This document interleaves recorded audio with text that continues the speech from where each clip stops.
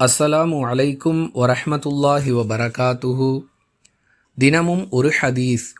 சஹர் நேரத்தில் உண்ணுங்கள், ஏனெனில் சஹர் நேர உணவில் அல்லாஹுவின் பரக்கத் எனப்படும் கண்ணுக்கு தெரியாத மறைமுகமான அருள் உள்ளது என்று ரசூலுல்லாஹி ஸல்லல்லாஹு அலைஹி வஸல்லம் அவர்கள் கூறினார்கள்.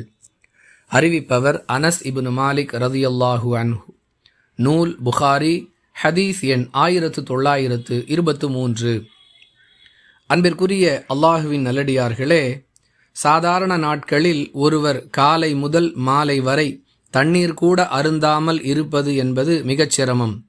ஆனால் நோன்பாளியாக இருக்கக்கூடிய ஒருவர் அதிகாலையில் எதையாவது சாப்பிட்டுவிட்டு மகரிபு நேரம் வரை தண்ணீர் கூட அருந்தாமல் இருக்கிறார்.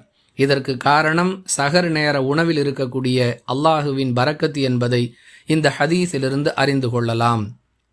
இதை புரியாத பலர், நாங்கள் இரவே உணவருந்துவிட்டு நோன்பு நியத் வைத்து கொண்டு படுத்து விடுகிறோம், எனவே நாங்கள் சஹர் நேரத்தில் எழுந்திருக்க மாட்டோம் என்று கூறுகின்றனர். இன்னும் சிலர் நடு இரவில் எழுந்து சாப்பிட்டு விட்டு உறங்கி விடுகின்றனர். இந்த இரண்டு நிலைக்கும் மாற்றமாக சஹர் நேரத்தில் உண்ண வேண்டும் என்பது ரசூலுல்லாஹி ஸல்லல்லாஹு அலைஹி வஸல்லம் அவர்களுடைய கட்டளை. அதாவது சுபுஹ் நேரம் உதயம் ஆவதற்கு முன்பு உள்ள அந்த நேரத்தில் உண்ண வேண்டும். அதுவே சஹருடைய உணவு, அதுவே பரக்கத்து பொருந்திய உணவு என்பது இந்த ஹதீஸ் சொல்லக்கூடிய தகவல். புரிந்து நடந்து கொள்வோம். வாஹிர் தஅவானா அனில் ஹம்துலில்லாஹி ரப்பில் ஆலமீன். அஸ்ஸலாமு அலைக்கும் வரஹ்மத்துல்லாஹி வபரகாத்துஹு.